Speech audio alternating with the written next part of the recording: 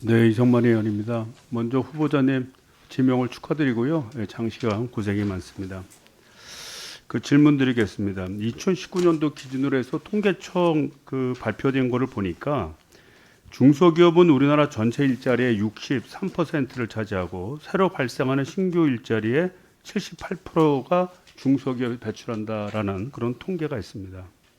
그러니까 결국은 중소기업이 우리나라 경제와 일자리를 이끌어간다 이렇게 볼 수 있죠. 그럼에도 불구하고 임금을 보니까 대기업의 53% 정도밖에 안 된다는 거예요. 근데 임금은 적은데 또 인력난은 또 엄청나게 있다는 겁니다.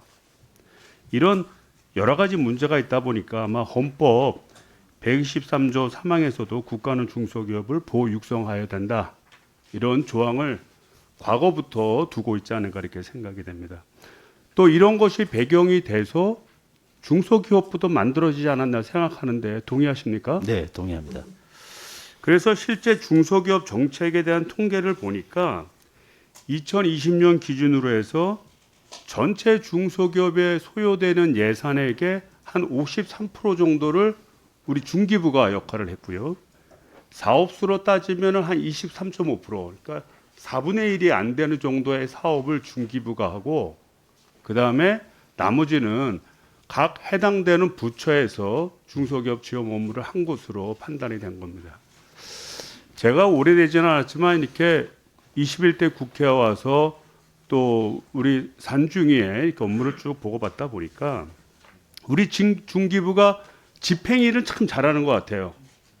뭐 중진공이 됐든 뭐 소진공이 됐든 이런 조직 등을 통해서 집행을 하고 또 단위 기업을 육성하고 애로점을 들어주고 이런 건 참 잘하는 것 같은데 중기부를 굳이 만든 이유는 중소기업에 대한 전반적인 전략을 짜고 좀 우리나라에서 중소기업이 어떤 자리매김을 할 거며 어떠한 발전 전략을 가질 것이냐라는 보다 좀 중앙 집권적인 그런 정책을 펼치라는 의도라고 봅니다. 이 점에 대해 동의하십니까? 네, 동의합니다. 그리고 우리 후보자님도 과거에 우리 산중위와 관련된 그런 상임위 있었다 보니까 이런 문제 충분히 느낄 수 있을 거라고 봅니다. 네, 그렇습니다. 그럼에도 불구하고 현재를 보면 각 부처가 물론 회의는 한번 합니다만 이게 그 각 부처가 예산을 다는 거라든지 사업을 만들어낼 때 중기부하고 간단한 상의를 하거나 심지어는 상의하지도 않고 예산을 편성하는 경우가 비일비재합니다. 이렇게 되면 보다 논리적이고 합리적인 원칙이 입각한 그런 중소기업 정책을 펼치기 어려운 거 아니겠습니까? 네, 그렇습니다. 그래서 이거를 좀 시급히 좀 고쳐야 된다고 생각이 되는데 이거에 대한 우리 후보자님의 의견을 좀 듣고자 합니다.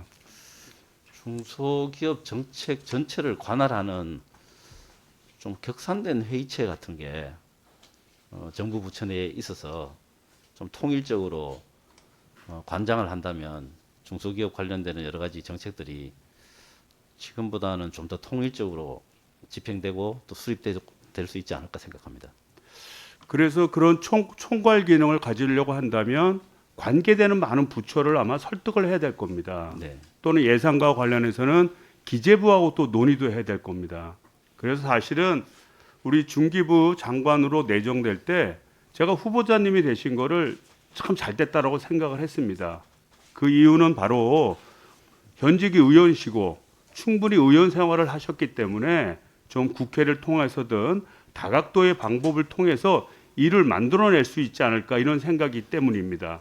앞으로 이렇게 될 수 있도록 우리 후보자님 적극적으로 하실 거죠? 네, 그렇게 하겠습니다. 예.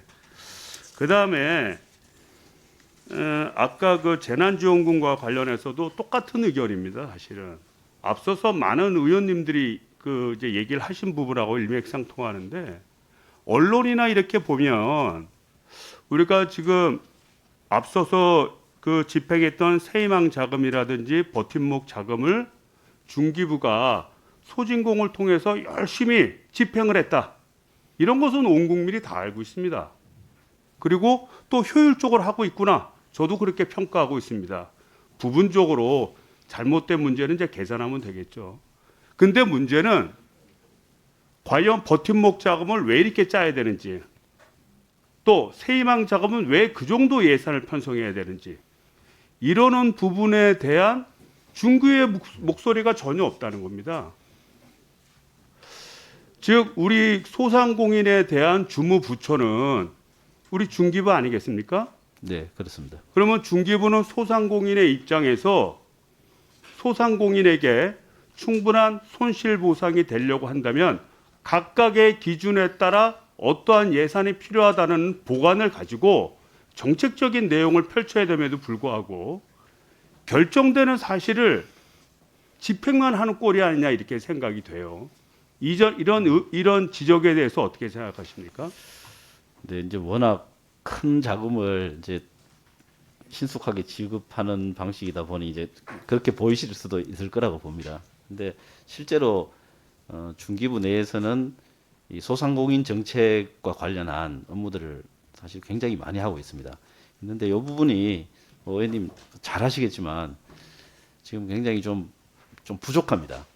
이 지금 말씀하신 그런 종합적인 계획을 세우고 집행해 나가기에 이제 뭐 이게 이제 청에서 출발한 이제 뭐 아직 신생 부처다 보니까 굉장히 좀 부족한 면이 있어서 그 부분은 제가 이번에 지명받고 나서 보고를 받으면서도 좀 아쉽게 생각했던 그런 부분이고 뭐 제가 좀 과문해서 잘 모르는지는 모르지만 그래도 전임 장관님께서 목소리를 많이 내셨다고 많이 제가 내셨어요. 들었습니다. 네. 네. 그래서 저는 이제 마지막으로 제 4차 지원금 이번에 하실 때는 좀 중기부의 입장을 좀 정리를 했으면 좋겠습니다. 그다음에 국가 재정의 어떤 문제라든지 이건 기재부가 고민할 문제입니다. 나중에 협의 과정에서 타협을 볼 문제지 중기부가 그 문제를 상대적으로 미리 고민할 필요는 없다고 봅니다. 그래서 우리 소상공인의 주무부처로서 희망을 줄 수 있는 어떤 체계를 만들고 협의를 부탁드리고요. 네. 또 손실보상 제도도 그런 차원에서 적극적인 행정, 또 종합행정, 보다 전략적이고 전 부처를 아우르는 행정을 좀 부탁을 드립니다. 네, 그렇게 하겠습니다. 예, 감사합니다. 네, 수고하셨습니다. 다음은 최승재 의원님 질의해 주시기 바랍니다.